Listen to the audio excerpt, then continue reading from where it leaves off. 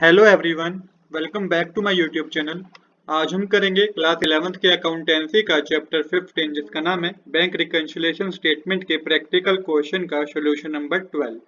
Question number 12 जो हमारा belong करेगा वो बिलोंग करेगा जब हमें डेबिट बैलेंस गिवन होगा पासबुक का।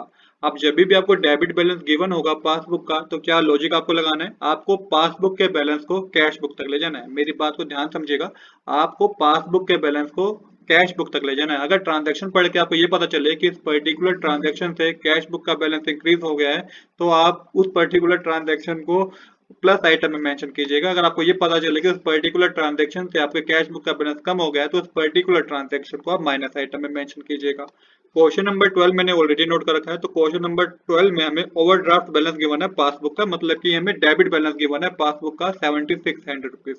अब हम क्या करेंगे, वन बाय वन ट्रांजैक्शन को पिक करेंगे, उसे प्रॉपर साइड में हम दिखाएंगे क्या वो प्लस आइटम में जाएगा कि माइनस आइटम में जाएगा। तो सबसे पहले हमें ओवरड्राफ्ट बैलेंस गिवन है पासबुक का 31/12/2012 का 7600, तो ये मेंशन कर दीजिए। यहाँ पे मेंशन कीजिए debit balance as per passbook और इसको माइनस आइटम में 7600 रुपीज को मेंशन कर दीजिएगा क्योंकि ये डेबिट बैलेंस गिवन है। इसके बाद हमें क्या गिवन है, इसके बाद हमें गिवन है cheque deposit but not collected by the bank 8560 rupees. अब चेक डिपॉजिट तो किया है बट बैंक ने क्या हुआ, बैंक ने वो कलेक्ट ही नहीं किया 8560 रुपीज का। इसका इम्पैक्ट क्या होगा, जब चेक हमने डिपॉजिट कर दिया तो उसी वक्त कैश बुक में हम उस पर्टिकुलर अमाउंट को इंक्रीज कर देंगे, बट बैंक ने तो अभी जमा ही नहीं हुआ है तो बैंक का बैलेंस कम शो कर रहा होगा, मतलब कि पासबुक का बैलेंस कम शो हो रहा होगा, कैश बुक का बैलेंस ज्यादा शो हो रहा होगा। पासबुक के बैलेंस को कैश बुक तक ले जाना है तो पर्टिकुलर अमाउंट को प्लस आइटम में मेंशन करना होगा आपको। Cheque deposit but not collected passbook में मेंशन कर दीजिए, प्लस आइटम में मेंशन कर दीजिए 8560 रुपीज को।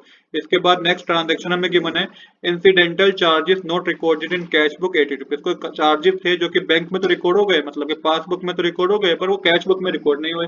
इम्पैक्ट ये हुआ कि पासबुक का बैलेंस कम शो कर रहा था, कैश बुक का बैलेंस ज्यादा शो कर रहा था। तो पासबुक के बैलेंस को कैश बुक तक ले जाना है तो हमें क्या करना होगा, प्लस आइटम में मेंशन करना होगा। तो यहाँ पे आप मेंशन कीजिएगा incidental charges paid by bank 80 rupees को बैंक प्लस आइटम में मेंशन कर दीजिएगा।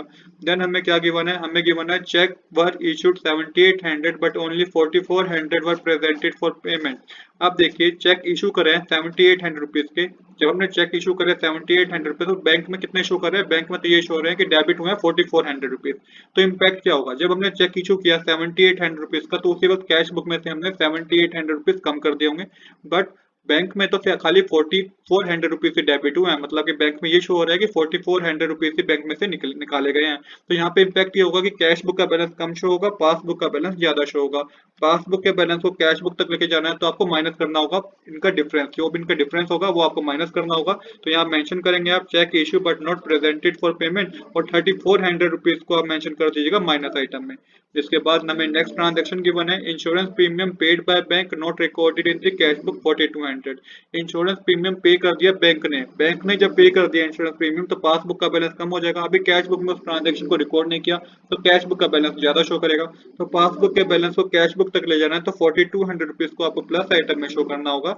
यहाँ मेंशन कीजिएगा insurance premium paid by bank और 4200 को प्लस आइटम में शो कर दीजिए। इसके बाद हमें लास्ट ट्रांजेक्शन गिवन है on 31 December 2012 cash was deposited in bank 385 but the cashier debit the bank column with a 485 by mistake।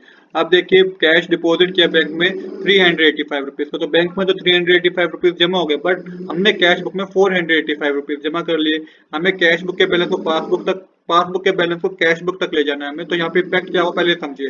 अब कैश बुक का बैलेंस ज्यादा शो करेगा, पासबुक का बैलेंस कम शो करेगा। तो पासबुक के बैलेंस को कैश बुक पर ले जाने के लिए आपको जो 100 रुपीज का डिफरेंस है प्लस आइटम में शो करना होगा।